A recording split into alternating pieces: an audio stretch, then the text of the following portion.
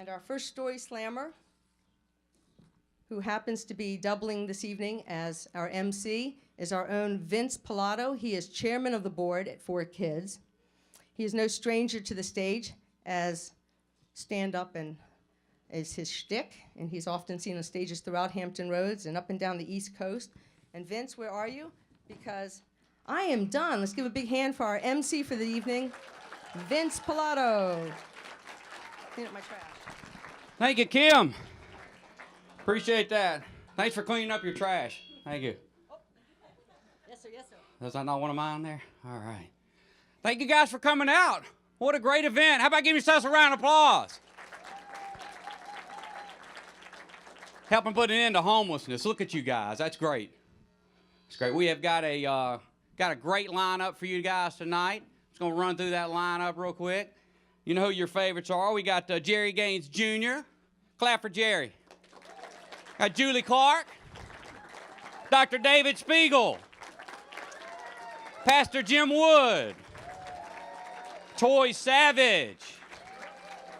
Kathy Lewis. Admiral Tom Steffens. Chris Cook. Captain Duff McDuffie. Regina Mobley. And I'm starting out, I'm Vince Pilato. And my story is the race. As I round the corner, I can see the finish line in the distance. It's been a long race, much longer than the almost 2 hours spent on this soggy Saturday morning in October. See, my personal goal was to finish this half marathon in less than 2 hours. But I realized I've already won just being in the race. See, several years before, I was paralyzed with Guillain-Barré syndrome, likely caused by a flu shot. As one of my comedy bits go, I got a flu shot, it triggered Guillain-Barré syndrome, and I became temporarily paralyzed. But I didn't get the flu. That would have sucked.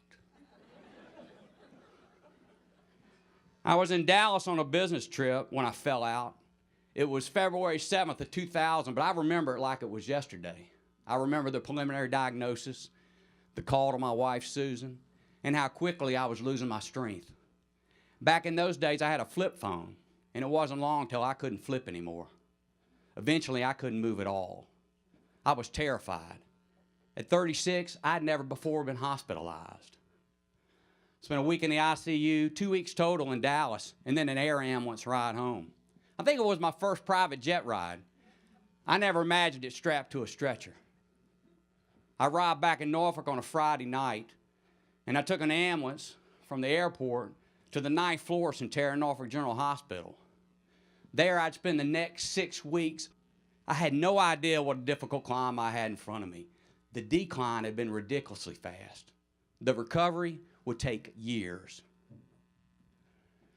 Goals were set in rehab. I remember being asked, what do you want to be able to do?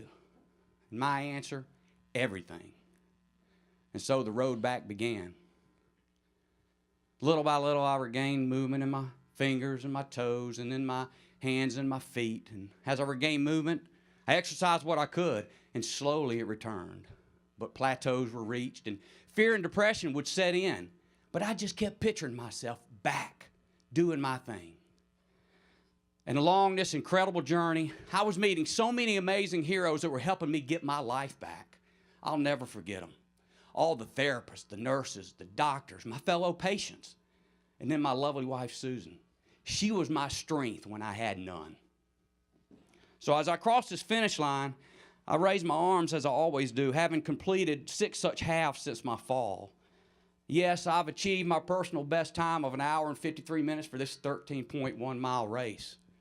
But more important than that, I've kept the promise that I made, that I would never forget those that I left behind, and that if given this gift back, if given the opportunity to run again, I'd never stop. And I want to end with a little quote by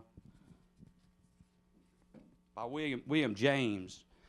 It's from the book Born to Run.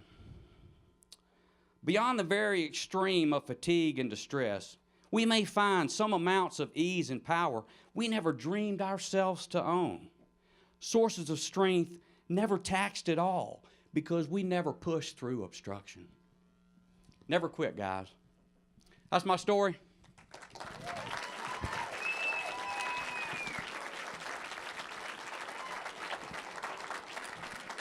What a real downer, right? No, but I'll tell you, before I bring up our next slammer, I just want to tell you, I am happy to be here tonight. I tell you, I'm just happy to be out from in front of my television set. I tell you, I come on the evenings, I turn that thing on, I am glued to it. And I'll watch anything. I was watching 2020 the other night, and they had this man on there that had one of these multiple personality disorders. Now, this guy had like 7 different personalities. And I was thinking, that's kind of sad, because I meet people every day with none at all. Guy's got 7. That's not fair. It's cheating. All right, that's it from me.